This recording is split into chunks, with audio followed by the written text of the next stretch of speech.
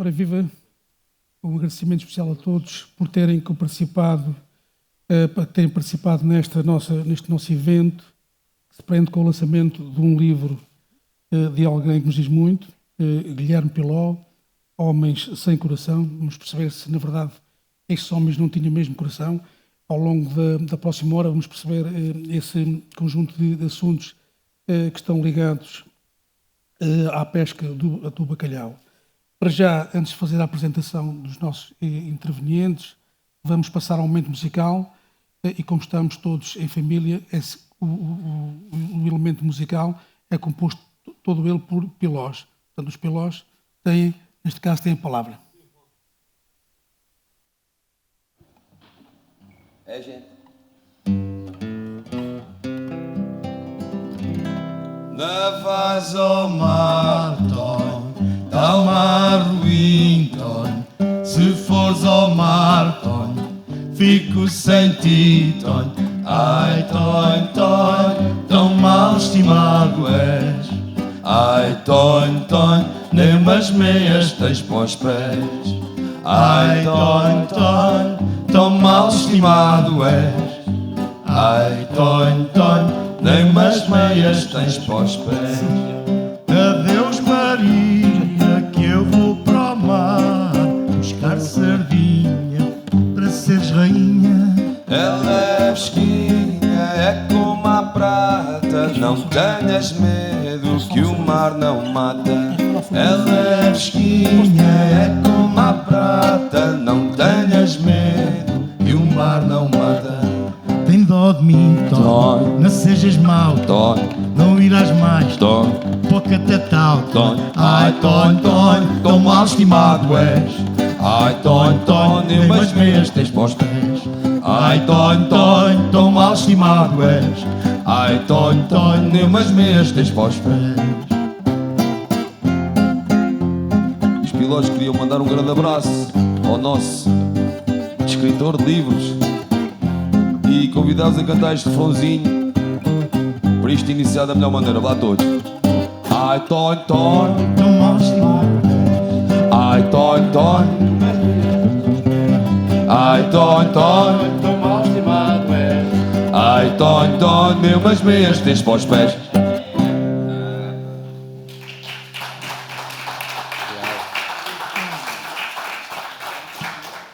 Muito bem, um agradecimento especial aos 4 pilós que acabaram de nos proporcionar um momento de prazer com um assunto que, na verdade, serve de rampa de lançamento à nossa conversa. Não vais ao mar, Tonho, o que é um facto é que o Tonho ia sempre ao mar e muitas vezes em situações muito difíceis. Portanto, nós temos no nosso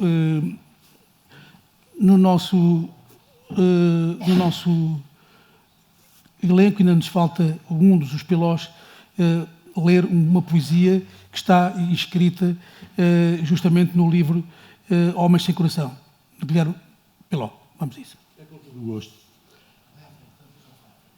Ó mar, como és belo e bonito de ver, para mim, o rei do universo, a razão do meu viver.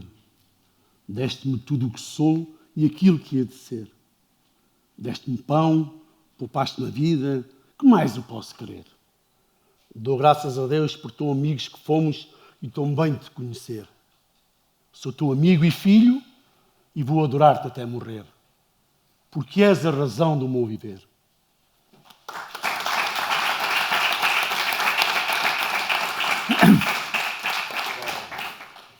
Obrigado, Joaquim Piló. À minha esquerda tenho outro Joaquim Piló, um homem também dedicado ao mar e, neste caso concreto, à vida sindical, também ela ligada às pescas.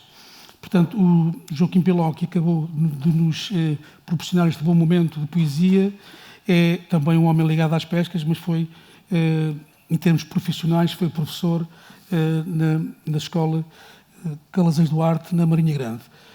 Agora livre desse, enfim, desidrato, na verdade, continua aquilo que foi a sua gênese, continua como forma de ocupação de tempos livres, a pesca desportiva e é esse o seu grande passatempo.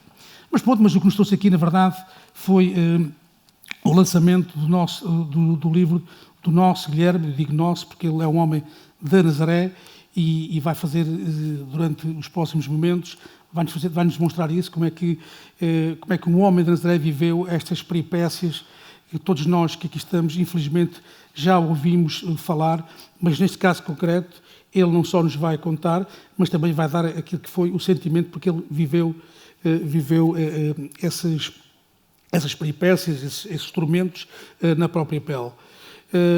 O senhor Guilherme, uma altura que dizia que ainda hoje continua a falar com o mar. Portanto, tem uma relação com o mar e diz ele que não consegue passar um dia sem ver o mar e sem manter aquela conversa com o mar. Sabe ler o mar, sabe perceber aquilo que o mar lhe quer transmitir. Sr. Guilherme, antes de entrarmos propriamente no livro, acha que ainda hoje essa categoria, esse momento está na sua alma? Consegue ainda hoje perceber se o mar está pelos ajustes ou se é preferível não entrar mesmo em linha, entrar em concorrência com ele, porque ele, nesse aspecto, leva sempre a melhor? Em primeiro lugar, o meu nome é Guilherme Piló Salles, não é? Piló por lado da minha mãe, Júlia Piló, e por lado do meu pai, Luís Salles Charro. Em primeiro lugar, quero agradecer este convívio que se fez aqui, e uma coisa é uma verdade. Estou orgulhoso de estar aqui dentro com vocês. Sinto-me na minha praia. Nós somos nazarenos, somos unidos, o povo da Nazaré é conhecido em toda a parte do mundo. Este livro foi uma obra em que eu, ao ler todos os livros do bacalhau, não encontrei nenhum que de facto se aproxime da pesca do bacalhau. E então resolvi fazer isto para deixar para a história. Uma vida, não foi uma vida, foi uma odisseia, que de facto foi muito difícil para aqueles que a suportaram. Segundo a pergunta, sim, posso lhe dizer que eu vivo para o mar. O mar é tudo para mim. Eu considero que o mar é o Deus. É verdade que eu falo com ele. Se ele me ouve ou não, eu não sei. Mas eu acho que sim. Porque, de facto, há uma ligação muito grande entre mim e ele. Já tive várias alturas na minha vida em que tive bastante perigo no mar. E bastava dizer, ó mar de Deus, ó mar de Cristo, tem piedade. Portanto, e estou aqui hoje com 80 anos, praticamente. Portanto, entre mim e o mar há uma ligação muito grande. Eu posso dizer, porque eu sei que sou. Eu não sou pescador, não sou mestre. Eu sou catedrático do mar. Eu conheço todos os segredos do mar. Todos os segredos da pesca, toda a malha de rede. Seja o que for ligado à pesca, eu estou dentro desse assunto.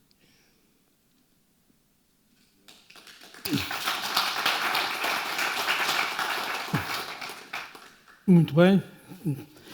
Na verdade, conforme o Sr. Guilherme diz, não é vulgar um pescador que sentiu as agruras ser ele a contar as histórias, porque nós temos muito, felizmente, temos muito informação sobre aquilo que são as campanhas do bacalhau, mas não é vulgar termos essas histórias contadas na primeira pessoa, e neste caso concreto é o que está a acontecer. Eu lembro-me, por exemplo, de um célebre livro de Bernardo Santareno, Joaquim, o Lugre, que nos dá, aliás, até agora em filme, está nas salas de cinema, mas já passou em teatro, portanto, algo que Bernardo Santareno relatou com uma mestria enorme, mas lá está, o que lá está é tudo verdade, mas não viveu na pele, tal qual como o nosso amigo Guilherme viveu. Portanto, o Lugre já é Joaquim, uma rampa de lançamento para este conjunto de informação daquilo que foram as desgraças, muitas vezes, e enfim, as vitórias, as conquistas dos nossos pescadores na pesca do bacalhau. Joaquim Piló, este. Boa tarde a todos e a todas. É muito estar aqui assim convosco a falar. E o primeiro homem que teve coragem para enfrentar o Salazar foi o Dr. Bernardo Santareno. Quem sabe a história, ele andou, para além de andar no Gilianos, antigo, andou no David Melgueiro e no João Martins. E foi ele que, face à violência que se passava a bordo dos navios, com as tripulações, com os oficiais, foi uma grande ajuda também para ajudar ao esclarecimento dos direitos que a gente tinha. Tínhamos capitães, andei com vários deles, né? E o mais castigador, que era assim, era um senhor de capitão da Mortosa, que cada vez que castigava um pescador eram 12 horas à proa do navio.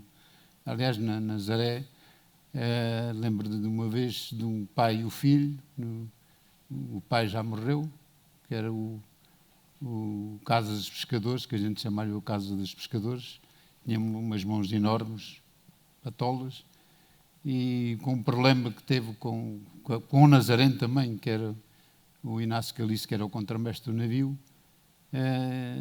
e o capitão deu 12 horas ao pai e ao filho com temperaturas negativas à proa do navio, não era em qualquer um lado. E Nazaré tem grandes exemplos de enfrentar o regime, né?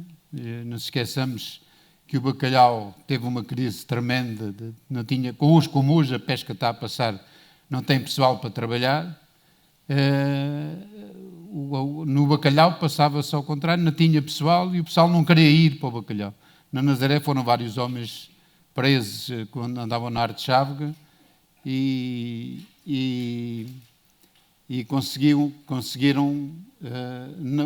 que o Salazar não levasse à frente as prisões, porque eram homens sérios e com garra na guerra, e conseguiram não serem castigados, no fundo. E o bacalhau começava muito por aí, e os moços, que ainda ontem estavam num seminário, no debate em Sesimbra, por causa de um regulamento de inscrição marítima, que eles põem um pescador praticante. E a gente perguntar-lhe o que é pescador praticante. Está-se a voltar aos anos 50, 40, que havia o moço, havia o aprendiz de herdeiro, o aprendiz de escalador, ou o aprendiz de salgador. E a resposta foi, não queremos isso mesmo, o que vocês têm aqui escrito é isso. Não têm pessoal, porque o pessoal ganha mal, ganha miseravelmente mal. E por essa razão, o bacalhau hoje não salva a tropa. Naquele tempo éramos obrigados a andar 7 anos para liberar a tropa.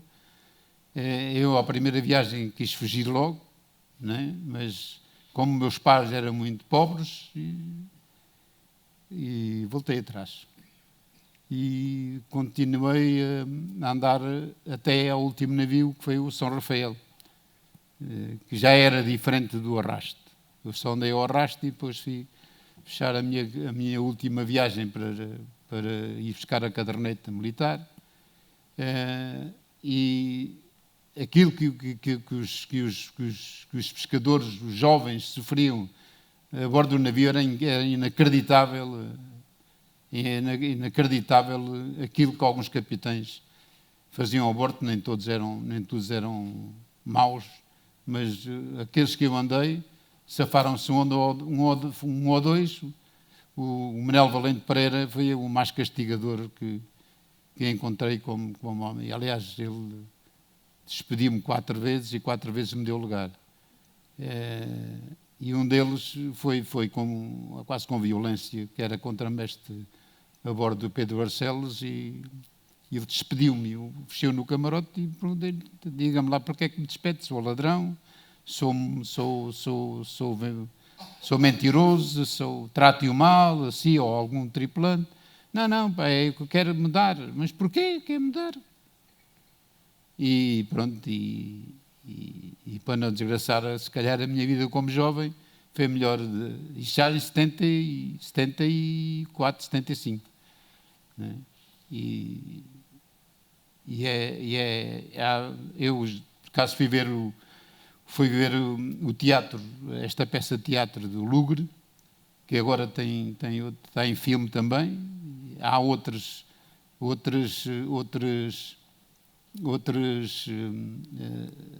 atualidades que se passavam nos navios nesse tempo dos anos 60, até 75, no mínimo.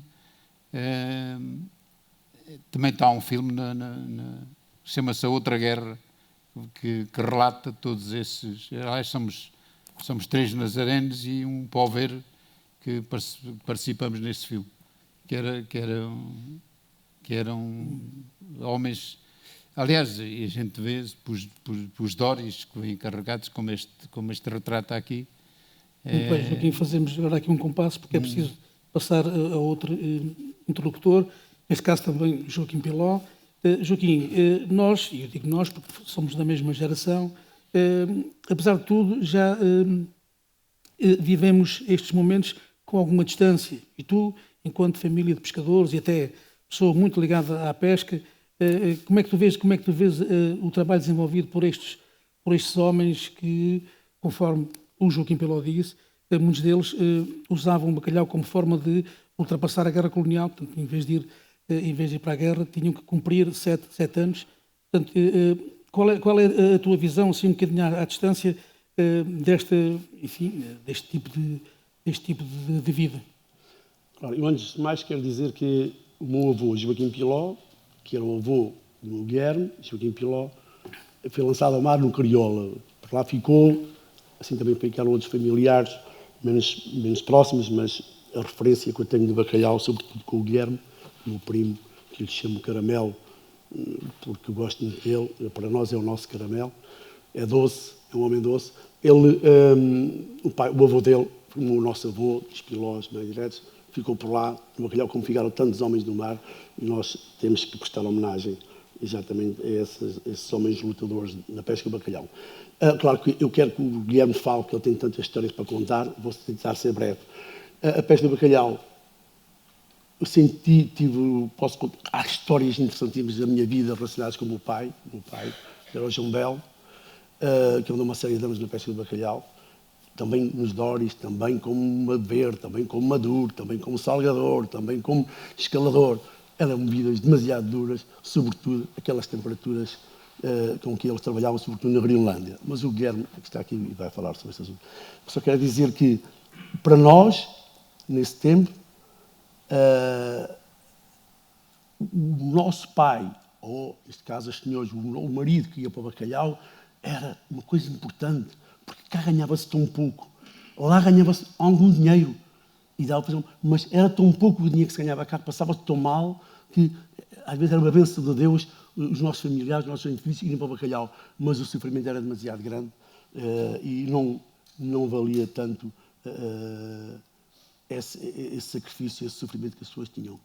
O bacalhau já está em desuso, praticamente, a nossa ida ao bacalhau já está praticamente fora de questão, por causa das cotas, etc, etc. Mas nós temos muita referência do bacalhau e eu tenho muito orgulho em fazer parte das famílias de pescadores de bacalhau.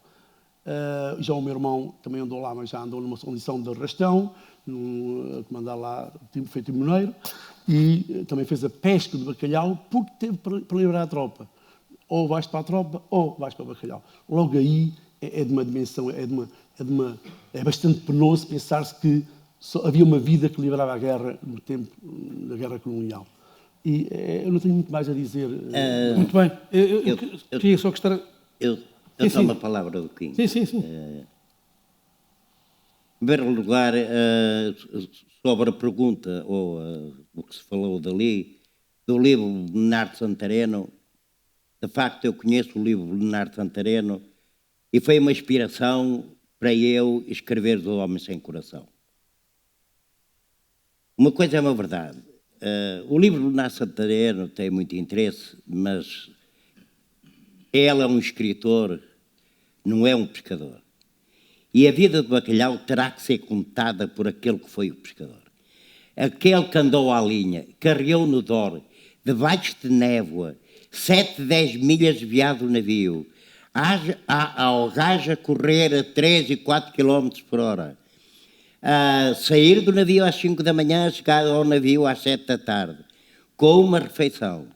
E depois, tudo isso, para mim, talvez fosse diferente, tudo isso para mim era bem. Estava tudo bem. Menos da maneira que éramos tratados os capitães. Eu estou autorizado a dizer que a pesca de bacalhau não é pesca de bacalhau. Foi uma odisseia ao bacalhau. As pessoas não sabem. Eu não era pescador da Terra Nova, era pescador da Groenlândia. Temperaturas 35 graus abaixo de zero. 15 dias, 20 dias sem ver o sol. Uma temperatura 15 graus, 18, 20, 22 graus todos os dias. Botes carregados, embora, de facto, o mar, quando não está vento, o mar é liso, é chão. Podia-se carregar um bote como está carregado desta maneira, mas por vezes também se o fazia com um bocado de vento. Porque eu cheguei a vir para aí 5 milhas, a navegar para sotavento à vela, com um bote carregado como este está, e desde que comecei a navegar até chegar ao navio, fui de balde na mão a botar água fora, sempre a botar água fora até o bote chegar ao navio. É por isso que eu considerei, de facto, que estes homens não têm coração. Estes homens não tinham coração, não podiam ter. A razão é que, de facto, aquele que não tinha o coração, sentia que não o tinha, era ele, vivia ele. A única coisa que ele tinha em mente era apanhar bacalhau. E esses vingavam lá, porque os outros ficavam de meio para trás. Não é? Portanto, a pesca de bacalhau, para mim, foi uma odisseia que o povo português, de facto, não conhece. Porque, praticamente, no livro Homens Sem Coração, as pessoas vão conhecer um bocadinho do que era a pesca. Embora eu fugi sempre a entrar dentro do livro, que aparece poucas vezes, que eu não queria entrar dentro do livro, para não dizer que sou eu. É tudo, é a vida, é o navio, é os pescadores. Quanto a capitães imediatos, mas geralmente capitães, eu vou dizer uma coisa, eu tenho uma mágoa tão grande daquilo que sofri por causa dessa gente. Mas é verdade, eu sofri imenso por causa disso. Ainda hoje eu tenho uma nódoa negra em mim por causa do capitão. Aliás, uma das razões que eu deixei de ir ao bacalhau foi, até penso que está escrito no Homem Sem Coração, foi de facto o capitão, aquilo que ele me fez. E agora vocês vejam, um pescador, eu naquela altura tinha 25 anos, 26 anos, arriei, debaixo de névoa e uma aragem de vento nordeste, entre os 20 e 25, e o capitão, é verdade que ele disse que não queria bote nenhum para sotavento. Ora, portanto, sotavento é ao lado contrário ao vento. Mas eu, o último a arriar, não vi maneira para onde é que eu ia. Eu tinha 20 linhas para largar, tinha 2 km de aparelho para largar. Eu queria largar 1000 anzóis com lula, escado com lula. Eu tinha que ter espaço para trabalhar. E então aproveitei a dica e vou para sotavento. Não muito longe, 3, 4 milhas do navio para sotavento. Porque a gente lá remava 6, 7, 8 milhas como quem fuma um cigarro, não percebo porquê. Bem, eu percebo que ainda hoje tenho um calo atrás, que era tanto remar que eu remei. Ainda hoje tenho a marca, com o macaco. O que é que acontece? Nós arriamos, eu vou para sotavento, carreira, largo o troll, na hora prevista dava-se 1 hora ao troll, alei o troll, a meio do troll tenho o bote carregado de bacalhau. Tenho o bote carregado de bacalhau, depois a fazer contas, ora, eu não tinha opção. A água naquela altura começou a correr ao sudoeste, uma aragem de vento, mar alto, a água a correr ao sudoeste, mais ou menos 2 milhas, 1,5 milhas, 2 milhas. Eu não tinha capacidade nenhuma de pegar no meu bote e ir a remos para o navio. Eu não tinha. Eu sabia que não tinha. Eu sou pescador, eu conheço o mar.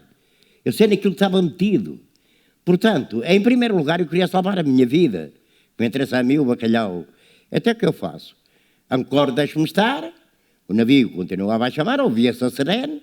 Ainda por cima estava a sotavento.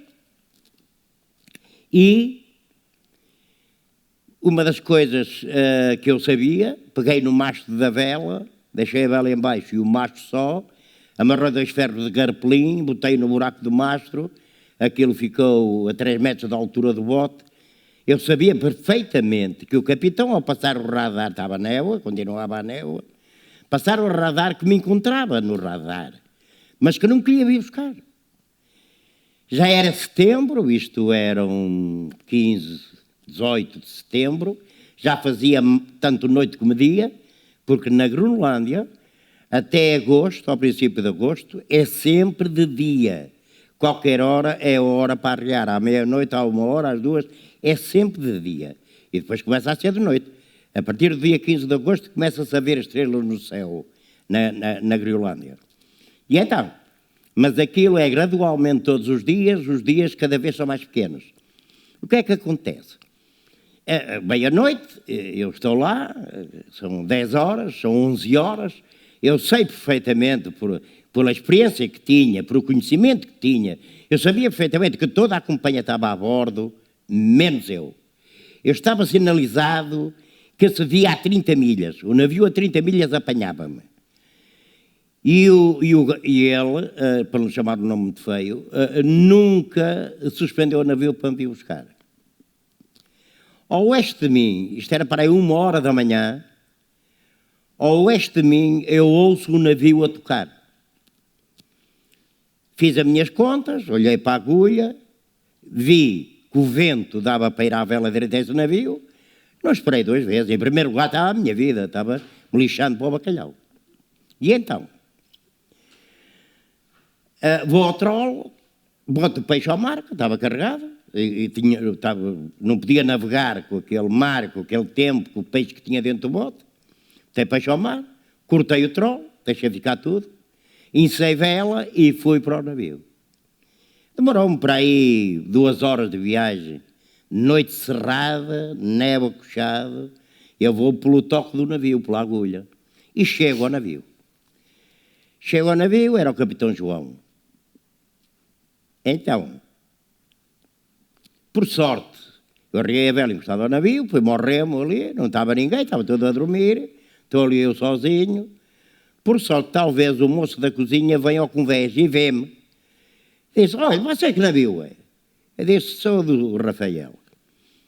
E ele diz, eu vira-se para mim e diz: olha, espera aí que eu vou dizer ao capitão. E foi dizer ao capitão. O capitão do navio veio ao Brandim da casa do Leme, meio ensonado, que ele dormiu pouco, trabalhava muito, meio ensonado, e disse: olha lá, de que navio é, pá? Eu disse: sou São Rafael, o seu capitão. Disse: está bem, amarra aí pela popa que eu vou comunicar com o teu capitão que tu estás aí. Agora vejamos uma coisa. Eu sou um homem. Eu sou uma pessoa, sou um humano. E aquele gajo era um humano. A temperatura está a 20, 25 graus abaixo de zero, com vento para aí de 20 km/h. Mandou-me amarrar pela popa do navio. Porque não me manda saltar dentro do navio, ou homem, vá à cozinha comer uma sopa quente ou um café quente. Eu estou desde as 5 horas da manhã e isto são 3 horas da manhã. Pronto, amarrei pela popa. Eu sei, lembro-me perfeitamente como se fosse hoje. O frio que eu senti dentro de mim. As pragas que eu roguei a esses gajos. Para mim, eles ficavam tísicos que entravam com os braços abertos no cu de uma agulha. Nisto, bem ela ao Brandim, a névoa começou a alisar, de facto foi. Eu vejo umas luzes ao longe, lá ao nordeste. Digo: pronto, aquelas luzes é o nosso navio. E vem o capitão dizer: olha, o seu capitão mandou ir para bordo. E pimba, fechou a casa lá. Eu alei a bossa, desamarrei a bossa do navio, o que é que eu faço? Ensovela, porque remos. Eu pesava 59 quilos, 58 quilos, como é que eu podia remar? Contra tempo e contra vaga, como é que eu podia remar? Vingava-me na vela. Por isso era castigado quase todos os dias. Sem comer. Por andar à vela, sem comer, espera. Eu vou, saio do navio, em sua vela, e vou de noite escuro, ainda de noite escuro, e vou direto ao navio. Direto ao navio, o navio atravessa, eu arroio a vela, atiro a bossa para o moço que estava, e veio o imediato. Esse imediato era nazareno, e era uma pessoa excelente, que era o Zé Anastácio, era o imediato do navio. Para mim foi uma pessoa sempre excelente, diz que jogou bola com o meu pai, o Zé Anastácio, portanto para mim foi sempre uma pessoa excelente. E então, o capitão da ponte, ao alto-falante, vira-se para ele e diz: senhor imediato, chegou agora com umas palavras vincadas, umas palavras de ironia, aquilo que eu mais senti. Esse bote que chegou à borda, ou seja, o piló, que bote o peixe ao mar se quiser, que bote para dentro se quiser, e ponha aí na lista 3.000 escudos de multa. 1.000 escudos de multa. O imediato olha para mim e eu disse: começa o imediato. Diz ele: faz o que quiseres, piló. Tanto para que estás para fora como para dentro. Está todo mundo a dormir, já tinha acabado a escala, estava todo mundo a dormir, depois isto estava-se a chegar às 5 horas da manhã. Como assim foi? Eu peguei, descarreguei o bacalhau para dentro do navio, e embora da proa à popa, até bacalhau bateu na ponta do comando, com a ponta do garfo. É verdade que eu não posso explicar agora, nem nunca eu consigo explicar isso. A revolta que eu senti dentro de mim, os fígados, com o estômago embrulhado no outro. Eu apetecia matá-lo. Naquela altura, apetecia matá-lo. Aquilo que eu sofri durante todo o dia, toda a noite, e o gajo prega-me aquela partida. Acontece que, quando o bote é ensaiado para cima, eu vou dentro do bote, até chegar à pilha, e ele fica à minha altura, desviado de mim 2 metros, no varandinho da casa do Leme, assim debruçada. Assim com uma cara de gaja feia, que eu não digo o nome, assim com uma cara... E eu virei-me para ele... Mas isto é sério, eu era pequenino, mas era danado naquele tempo. Até botava babalho para a boca. Eu viro-me para ele: 1.000 escudos de multa, pá. Se fosse a viagem toda, eu até agradecia, porque deixava de embarcar, deixava de vir a esta vida, pá. 1.000 paus, pá. 1.000 paus é para 4 cervejas. E o gajo vira-se para mim: não são 1.000, pá, são 3.000, pá. E bomba, quase partia a janela. Ai. Com isto... eu pego no foquinho, porque o bote era Jaimana, era em cima, pego só no foquinho, vinha para vir para a camarada descalçar as botas ao menos, e bem, louvado seja nosso Jesus Cristo, são 5 horas, vai dar a isca.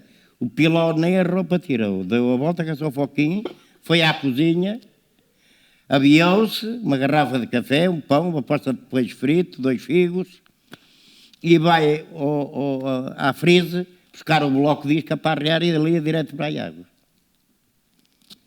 Isto passa-se. De viagem para leste, o navio faltava 2 dias para chegar a Lisboa. Eu vou à casa do Leme: seu capitão, dá-me licença. Entra, pá. O que é que queres, pá? Digo: o que é que quero? Quero que o senhor me dê a dispensa para eu embarcar noutro navio, porque eu não gosto do senhor. Eu nunca mais embarco consigo. E ele vira-se a mim e diz-me assim: a dispensa não te dou, pá, porque eu sei que tu vais vir neste navio. Disse o capitão: é pena, porque o Grêmio dos Armadores da Pesca do Bacalhau vai perder um grande pescador. E é pena que eu embarcava noutro navio. Embarcava porquê? Porque eu adorava o bacalhau. Aquilo foi feito para mim. Aquilo foi feito para pessoas como eu naquela altura. E eu gostava daquilo. Foi uma das grandes tristezas que eu tive, foi ter deixado o bacalhau. mas fui obrigá-lo a deixar. É verdade, quando foi nas próximas matrículas, ele veio à minha terra e me prometeu o dobro da matrícula. Eram 6 contos, passava a ganhar 12 para embarcar ao Bacalhau. Eu disse-lhe de lata: seu capitão, eu com você ao Bacalhau nem com 1000 contos. Eu não gosto de si, pá. Eu não gosto de si. Eu consigo só você de moço no navio. Nem era de pescador, que era era meu camarada, era meu colega. Portanto, segundo se relatou aqui, eu acho que sou o único pescador aqui que andou à linha. A pesca da linha do Bacalhau foi uma coisa única no mundo. Foi uma coisa única no mundo. Só nós, os portugueses, este não andou à linha. Este andou no arrastão, na rede. Lili, nós temos a mesma cara, ó Tilino. Nós temos a mesma cara. Mas, Tudo direitinho que o senhor Piló está a dizer. Não é? Eu andei no navio Luísa Ribal. Conheço perfeitamente, andou com gente minha amiga, o Abílio. Andei lá 10 anos, 2 de moço e 8 de pescador. De pescador, sim senhora. Estou a adorar aquilo que o senhor está a dizer. Está a relembrar, não é? A realidade. É que sabe uma coisa, é que nós, ou seja, vós, eu não estou metido no mesmo, porque eu tenho falado com as pessoas da minha idade, mais velhos do que eu, que andaram ao Bacalhau à linha, e quando falo com eles, fico a olhar para mim e eu disse: olha, ele não foi ao Bacalhau. As pessoas esqueceram-se daquilo que passou. E sabe como é que eu costumo dizer? Vós foste ao Bacalhau num saco preto e vieste dentro de um saco azul. Foi só isso. Porque não se aperceberam de nada daquilo que se passava. Eu falo pouco, agora falo muito. Eu estou tudo calado e eu a falar, agora vingo, meu. Agora vingo.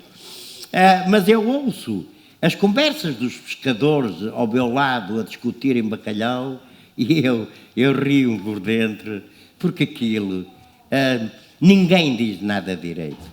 Mas eu digo-vos a vocês, Deus não fez para o homem vida mais difícil que a pesca do bacalhau à linha. Está bem? É verdade. Deus não fez para o homem. Agora, há uma coisa. Eu li 1001 livros que se fizeram a respeito do bacalhau. Inclusive eu li o Bernardo Santarém. Eu não li. Eu fui até à 10ª ou 15 páginas. Eu sei que é um grande dramaturgo, um grande escritor. Eu sei, eu conheço. Só que a linguagem dele não é a minha. Eu sou um pescador e ele é um escritor. Portanto, isso, junto com vários livros que eu li, o que é que acontecia? Eu lia 10, 12 páginas e ia ver quem escreveu aquilo. O capitão do navio tal, o imediato do navio tal, o piloto do navio tal, o maquinista do navio tal. Digo, meu Deus, afinal de contas, são estes homens que escrevem estes livros, eles conhecem de bacalhau. Eles não foram ao bacalhau. Eles foram passear, foram no cruzeiro, eles foram de chanquinhas sobretudo, e cachimbo na boca. Era o que eles faziam, pá.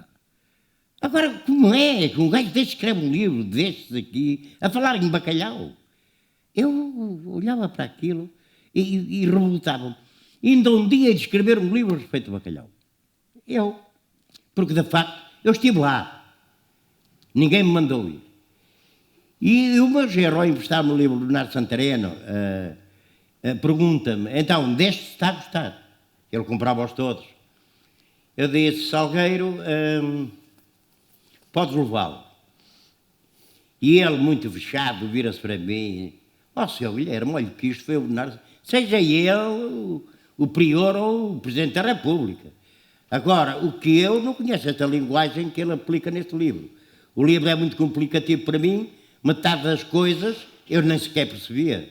Assim como no mar, não havia sereias de cabelos longos, com o mar a partir. O bacalhau, eu nunca vi sereias no bacalhau, vi baleias, tubarões, isso é muita coisa. Sereias eu nunca vi. É verdade que olha, imagina aí uma coisa, nós na Griolândia há 4 meses, eu tive 2 viagens, uma 5 meses e 20 dias e outra 5 meses e 18 dias, sem pôr o pé em terra. Quem pôr o pé em terra, sempre no mar, pronto. Era a minha casa, era o meu hotel, era onde eu tinha, onde fazia a minha vida. E vou dizer uma coisa muito engraçada. Uma vez estava lá no Troll, e tinha bacalhau, lembra-me.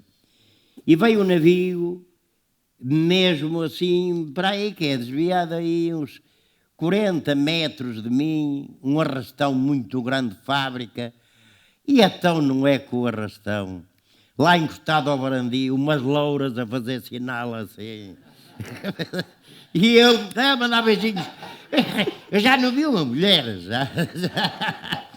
já não vi uma mulher há 5 meses, não tinha que mandar beijinhos para ela. Vê lá, eles até mulheres levavam.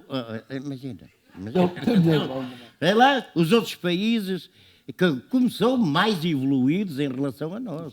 Já naquele tempo, em 1960, já levavam mulheres E loiras. a bordo na vida. E loiras. E loiras. Isso é verdade. Pois é, como eu vos digo. Muito bem. Tem a palavra, Sim, Pilar. senhor, muito obrigado. E é, na verdade, uma delícia ouvi-lo e sabemos que há aqui traumas que nunca mais vão ser suprimidos. Muitas das histórias que o senhor Guilherme acabou de relatar constam precisamente no livro. Joaquim Piló, na verdade, o capitão era uma autoridade dentro do barco e o senhor Guilherme, a dada altura, no seu livro, também relata acontecimentos que são grotescos, nomeadamente o capitão dar voz de prisão a um pescador que chega à terra e não tem a oportunidade de, enfim, abraçar os seus entes queridos e vai diretamente apanhado pela autoridade marítima e é logo enviado para a prisão.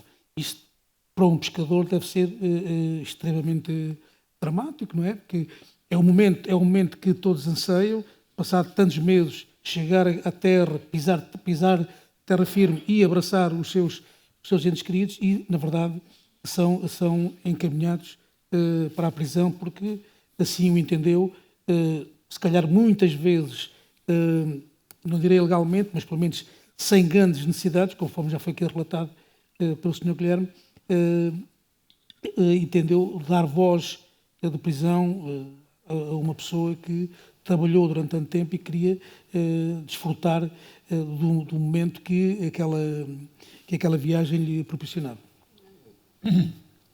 Sim, o capitão era o máximo carreira que tinha, era capitão. Se fosse para a Marinha Mercante era ser comandante, não era capitão. Na minha passagem por Nova, tive 2 homens que foram presos e nem nunca viram a família. O navio chegou à Barra de Lisboa, entrou, parou ao meio do caminho, vem a lancha, leva ao preso. Esse teve sorte, o primeiro teve sorte, porque o sogro dele tinha 4 coisas aqui, 4 coisas aqui, 4 medalhas não. Galões. Condecorações e divisas. Não é condecorações, é Sim, divisas. a posição dele.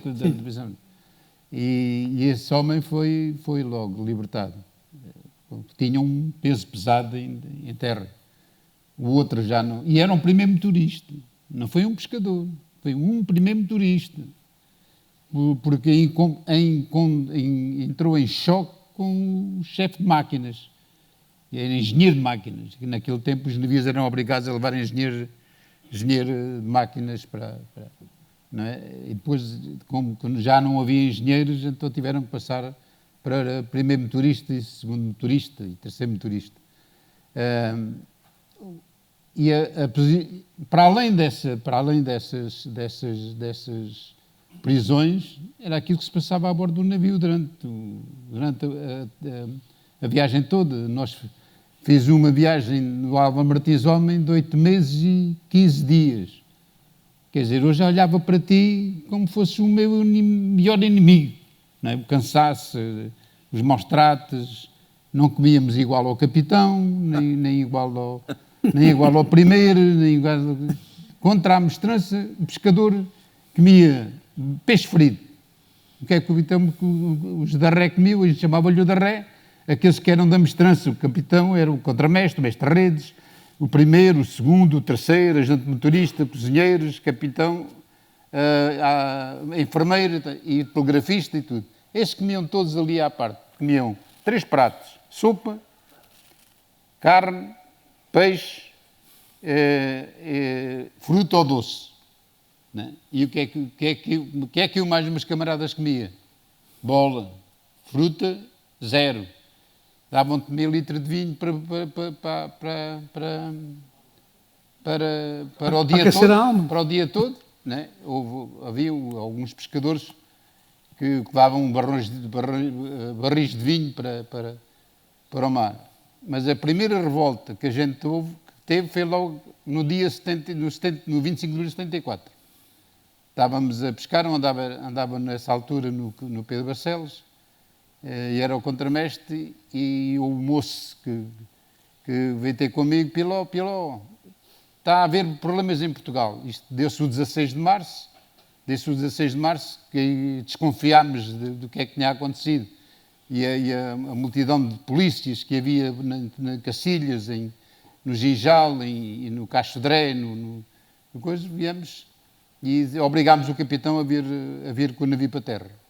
Encontramos, quando chegamos à terra, estão os navios da linha quase todos parados, a grande maioria deles, e a primeira reivindicação que os pescadores fizeram, comida igual para todos. E o navio não sai daqui enquanto não fizer a mesma coisa, comida igual para todos. Não tínhamos água para beber, não tínhamos água para lavar, não tínhamos água para nada. Né? Porque o capitão queria mais óleo e figa de bacalhau que queria água. Portanto, ele atirava cá a água salobra ao mar, porque era feita o navio transformava a água salgada em doce, né? E aí tínhamos água para tomar banho. Antes de 25 de Abril era pensável a gente tomar banho. Era uma viagem inteira, tinha 4 mudas de roupa para fazer. Era despir, vestir a mesma coisa, despir, vir a mesma coisa. Portanto, os jovens, como eu e como outros, queriam-se vir livreiro do bacalhau o mais rápido possível. Mas o problema, para além disso, os armadores eram criminosos os navios pescarem toneladas num lance de redfish, que agora está em grande expansão no coisa. Todas as espécies, para além do bacalhau, ia tudo ao mar. A gente hoje está a ver os recursos cada vez são mais escassos, né? E os armadores da pesca do bacalhau, nomeadamente no arrasto, né? À linha não, nem à redes de malhar, à redes de malhar também não, mas só o arrasto é que pescava toneladas por dia de pescado, né? E isso, mal para os pescadores podiam ganhar mais dinheiro, mal para as empresas podiam ganhar mais dinheiro, e o que é certo é que o pessoal vai para o trabalho, ele atirava cá água ao mar e punha lá o lifigo do bacalhau, porque era o único que ganhava desse coisa. Exato. Tinha uma comissão. Só licença para sim, com todo o gosto. Sim. Foi uma das coisas, agora vocês imaginem, vocês estão aqui. Vamos tentar compreender uma coisa. Nós apanhávamos o bacalhau, descarregávamos o bacalhau, escalávamos o bacalhau, salgávamos o bacalhau. Muito bem. O bacalhau era nosso, eu trouxe-o no bote. Eu tenho ouvido pescadores a conversar e, no fundo, dizem que um bote de bacalhau que traz ali 300 quilos de bacalhau, 3 quintais, 300 quilos de bacalhau. É uma pura mentira. As pessoas não sabem fazer contas. Fazendo eu as minhas contas, que não sou muito burro, fazendo eu as minhas contas, um bote de bacalhau carregado, como está nesta fotografia, tem entre os 800 e 900 quilos de peixe dentro dele. Tem quase 1 tonelada de peixe dentro deste bote. Eu sei, contas feitas. Quanto a isso, ele falou na comida, há uma passagem que também quero contar muito interessante. E aí eu para arriar, e o mestre da cozinha chega à minha beira, eu era assim um bocadinho travesso, também era uma criança, não é? Chega à minha beira, Piló, queres-me fazer um favor? Digo eu, bem, se eu puder faço. Diz ele, nós vamos arriar aqui na Fundais, que a gente chegava a largar troll em 400 braças. A largar troll a lar à mão. Vamos arriar na Fundais e aqui vai ter Quantos? 400 braças. 400 braças. Uma braça tem 1,80 m. E 83. Estão a ver? É muita profundidade. É muita fundagem. É muita profundidade. E nesse fundo vinha o Red Fish, que diz aqui o King, mas eram assim deste tamanho. Engatavam-nos no seu anzol, que a gente chamava-los comunistas, eram vermelhos, eram comunistas, claro. Exatamente. E então o que acontece? E então faz-me um favor, e eu digo, faço, mas se puder eu faço. Podes-me trazer, se não vieres muito carregado, podes-me trazer 2 gatas, que era para dar a um amigo. Eu disse, mestre, não há problema nenhum, eu trago-lhe as 2 gatas. É que depois eu dou-te um pratinho de sopa de ré. Oh, palavra que o homem diz. Oh, palavra que o homem diz. Eu é que me digo, era um pescador, mas eu toda a vida fui inteligente, eu achei-me sempre inteligente. Viro-me para ele assim, olha uma coisa, mestre, eu não preciso de esmolas, eu sou um homem, sou um pescador. Você quer me dar um prato de sopa de ré para me compensar o trabalho de eu trazer 2 gratas, já nem é de pescá-las, é trazer. Pego no prato de sopa e meto pelo olho acima, porque eu já não trago gatas nenhumas. Peça ao outro. Isto passou-se comigo. Porque, quer dizer, isto dito assim até parece que não é nada. Mas agora veja, pagar o sacrifício de uma pessoa com um prato de sopa de ré. Então o que é que a gente comia? O que é que a gente comia? A minha sorte, de facto, é que eu não comia do navio. Eu, por mim, escusava de ter levado cozinheiro. Porque eu apanhava um sanapaiozinho pequeno, um bacalhau pequeno, uma flando, qualquer peixe, amanhava, chegava à borda, grelhava, comia, batatas cozidas às 10 horas, comidas às 7 da tarde, com a terra ainda encostada à casca e o olho lá em cima. Está bem? Uma vez fui chamado ao capitão, uma revolução, que não houve revolução, porque claro, uns chispos, eu nunca mais me esqueço disso, uns chispos assados, rachados a meio, salgados, depois de molhados, depois assados no forno, até tinha um aspecto fantástico. Ai, que rico comer. Quando eu olho ali perto do osso, era cada morcão deste tamanho assim. Cada morcão assim. Morcões são bichos, são lagartos. E eu, que é isto, mas? Então está cheio de lagartos, isto, para que era isto, caralho? Quer dizer, houve revolução. E o gajo vai dizer ao capitão. O capitão chama a ponte. Digo, já estou feito outra vez ao bife. Lá vou eu ao capitão outra vez. O gajo vira-se para mim, pá, olha que eu meto na cadeia, pá. Mal chegares à terra, meto na cadeia, pá. Então tu fizeste a revolução dentro do refeitório. Mas, capitão, então o X está cheio de bichos. Alguém reclamou. É verdade, Sr. Capitão, o senhor tem razão, ninguém reclamou. Todo comeu. Pronto, Sr. Capitão, desculpe. Dizia, vai embora, pá, não faças estas merafundas aqui a bordo. Era assim. Os não queriam, os sentiam-se mal, mas os outros comiam tudo. Eu em frente na mesa, falamos de nós e na vida, em frente na mesa, a mesa fazia a proa do navio, bancos aqui, bancos aqui, bancos aqui, bancos aqui. Quantas e quantas vezes, quando o navio dava rolo, aquilo era grão dia sim, dia não, e grão que parecia areia, parecia burgas da praia. E eu tirava a terrina fora do buraco, que o navio dava rolo, lá ia a terrina, o mestre olhava para mim, foste tu. Eu não, mestre, eu nem mexi na terrina. Andava sempre ao sarrabalho dentro do navio. Mas fazia as coisas com calma, era educado, não tratava mal ninguém. Toda a gente gostou de mim, os que embarcaram comigo. Mas esta coisa da cozinha, como diz o Kim, é a pior coisa. Eu não esqueço. Para ré, os da ré, que são os da ré, como é que? Os da ré. Os da ré, que eu chamo sempre os da ré. Os da ré era um moço no nosso navio com uma bata branca que vinha à cozinha com uma travessa assim, uma bandeja assim, levar a comida gourmet em pratinhos e coisinhas, aqueles cagalhõezinhos assim. E o gajo olhava, passava, ao passar com a bandeja, o gajo com o nariz atrás.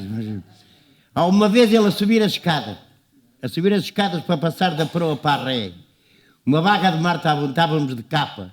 Uma vaga de mar pega-me pelas costas, vai bandeja, vai homem, vai tudo. A malta dos pescadores, aquilo aos gritos, a cantar, bater palmas, o gajo quase que ia para a borda fora. Agora, um gajo era quase como o Popeye. Passava aquela bandeja e o nariz ia atrás daquilo, de facto, porque o cheirinho era bom. Agora, até o desgraçado, uma vez, faz uma caldeirada, falando nisto, não é? Bacalhau. Estamos a falar em bacalhau. Ele faz uma caldeirada de caras de espinhas de bacalhau. Ora, a caldeirada de espinhas de bacalhau frescas é uma delícia. A gente fazia quando estava brisa, não se arriava, quem é que ia à cozinha comer?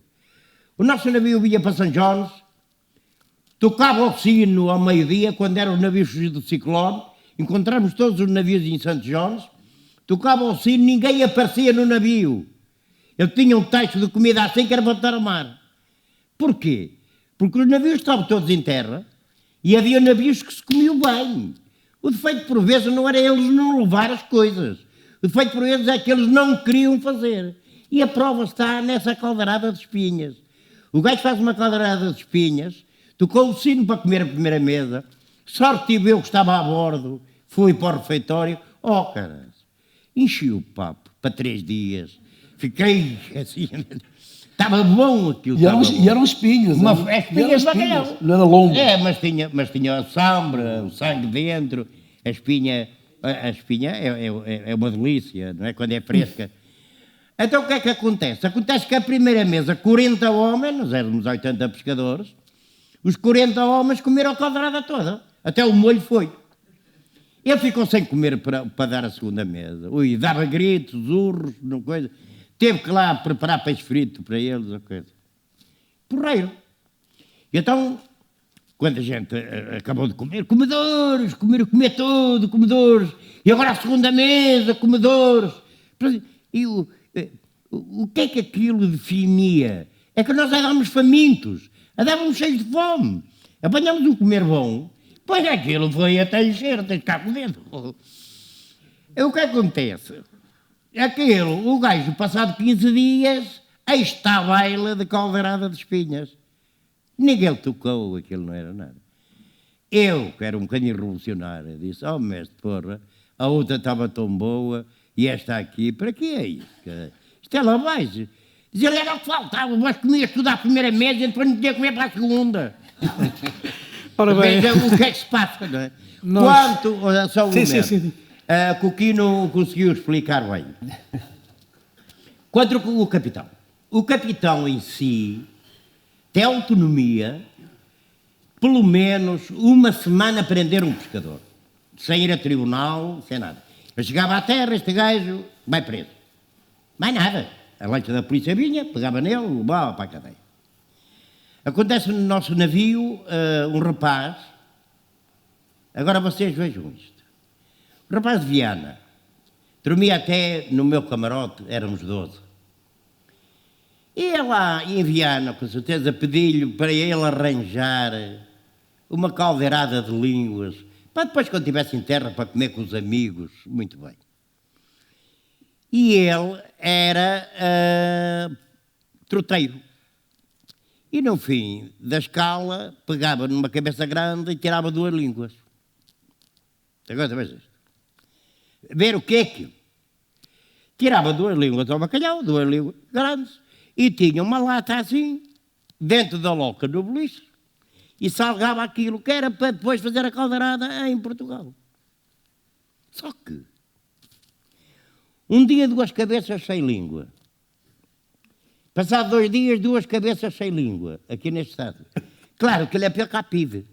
Quer dizer, contramestre, 2 cabeças destas sem língua. Até onde foi a língua? Aqui é rato. Ora bem, está aqui neste lugar. Aqui tem um escalador, partiu da cabeça, e o troteiro. Toca a revistar o escalador. Não tinha língua. Toca a revistar o beliche do ali. O beliche do troteiro. Não tem língua. O partidor de cabeça. Está aqui. Olha aqui uma lata. lá tira lá até fora, ali com umas 14 ou 15 línguas.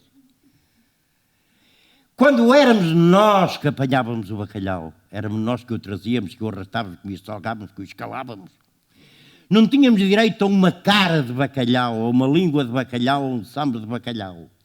E para quem era esse dinheiro? Quem é que ganhava com isso? Isso pertencia àquilo que a gente apanhou. Portanto, aquilo devia ser repartido por nós. Nós é que éramos os pescadores. Era um roubo, aquilo era um roubo. E ainda por cima, o homem tinha 8 línguas dentro de coisa. Chamado ao capitão, quando o navio chegou a Lisboa. Isto é por ter fígados. A gente, de facto, olhou para aquela situação e ficou de boca aberta a olhar para aquilo. Nós próprios. Aquilo ficou colado, nunca soube nada, não havia nada. Chega a Lisboa, debaixo de Ponte Salazar, a lancha da polícia com os pilotos, encosta o navio lentamente, fulano tal, como estava, dentro da lancha da polícia, terra. Agora veja, um gajo está no bacalhau 6 meses, sem ver a família, sem ver os filhos, sem ver ninguém. Ele não sabe o que está a passar, nem sabe qual é a ideia do capitão. Mas a mulher dele veio na caminhonete da Viana do Castelo para Lisboa para esperar o marido. E chega ali, ao cais, ao Poço do Bispo, salta ao João, o Manelo, o Quinto, o João, o tio António. O meu homem. Opa, olha, o teu homem ficou lá embaixo, vai visitar lá a cadeia. À cadeia? Sim, vai visitar lá a cadeia. Não sei onde é, quem vai perguntar à capitania onde é que é a cadeia que ele foi. Foi preso debaixo da ponte, debaixo da gama. Isto há direito disto. Há direito que se faz a um homem nisto. Um homem que sofreu 6 meses debaixo de tudo quanto era mau.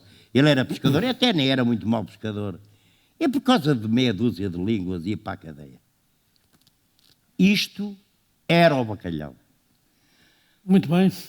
É, na verdade, uma delícia de ouvir o Sr. Guilherme Piló, mas nós temos que cumprir horários.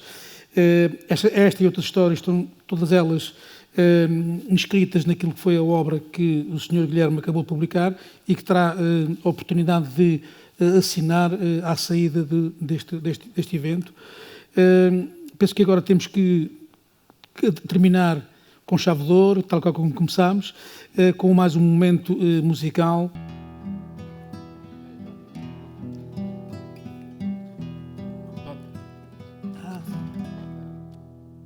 Pescador da barca bela, vai ao mar mas tem cautela, com o mar ao pescador. Não é sereia que canta, mas onda que se levanta, é vento que sopra a dor. Não é sereia que canta, mas onda que se levanta, é vento que sopra a dor. Pescador da barca bela, vai ao mar mas tem cautela, com o mar ao pescador. Pescador da barca bela, o peixe que trazes nela é do teu amo e senhor. Quando o sol ao poente se torna vermelho e quente, é teu sangue a dar-lhe a cor. E quando o sol ao poente se torna vermelho e quente, é teu sangue a dar-lhe a cor. Pescador da barca bela, o peixe que trazes nela é do teu amo e senhor. Pescador da barca bela, tens mulher, olha por ela, não mates o teu amor. Vai ao mar com 1000 cuidados, não tens os filhos criados, tem cautela, pescador. Vai ao mar com 1000 cuidados, não tens os filhos criados, tem cautela, pescador. Pescador da barca bela, tens mulher, olha por ela, não mates o teu amor. pescador da barca bela, tens mulher, olha por ela. Não mates o teu amor. Obrigado.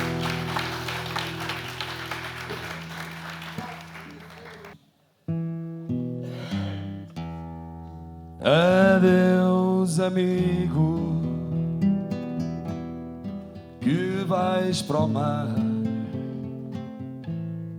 Deus vá contigo para te guiar. És homem forte e tens ralé na tua largada. Sorri, camarada, não percas a fé. Na tua largada, sorri, camarada, não percas a fé. Rema, pescador, luta sem cessar. Rema com ardor para venceres o mar. Rema, pescador, luta contra o mar, porque ele é traidor, tens de o dominar. Adeus, Guilherme, que vais pescar. Longe contigo vive o teu lar. Tiveste vida dura, mas cheia de esperança.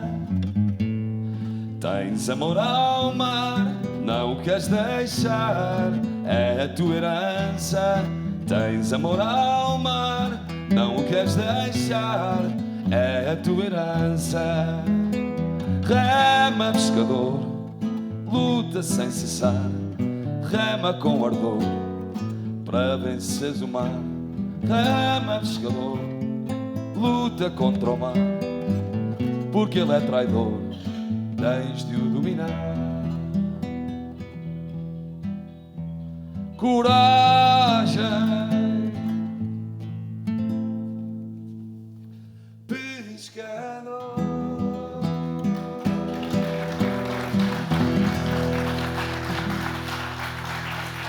Obrigado. Esta é para nós, para lá se sabem cantar esta.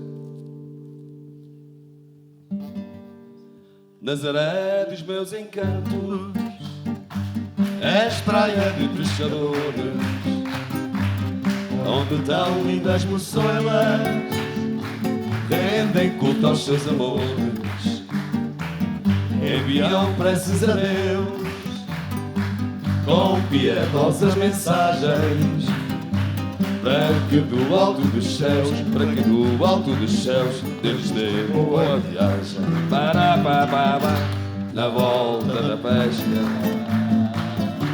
da faina do mar. Há beijos e abraços, há beijos e abraços, há festa no ar. Não lembram canseiras, esquecem fadigas, e vão a bailar, e vão a bailar com as raparigas. É bonito ver ao longe as lindas embarcações, e na praia a palpitar ficam muitos corações.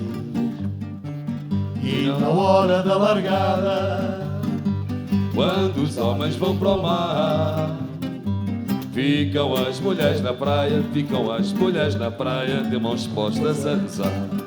Simbora!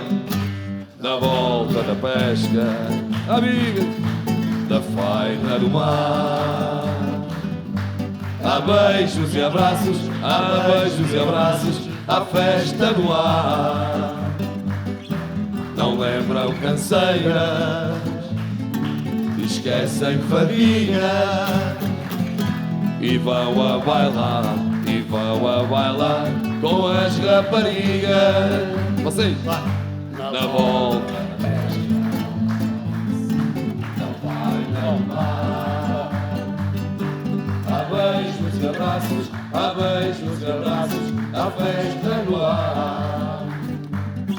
Não lembram canseira, esquecem fadiga e vão a bailar, e vão a bailar com as raparigas. E vão a bailar, e vão a bailar com as raparigas. Obrigado. Pronto, muito obrigado a todos. Relembrar mais uma vez que à saída tem aí o livro que vai ser assinado pelo Guilherme Piló. Pronto, é com alguma pena que tenhamos que terminar este grande momento que nós passamos aqui hoje no auditório da Biblioteca Municipal de Nazaré. Muito obrigado a todos.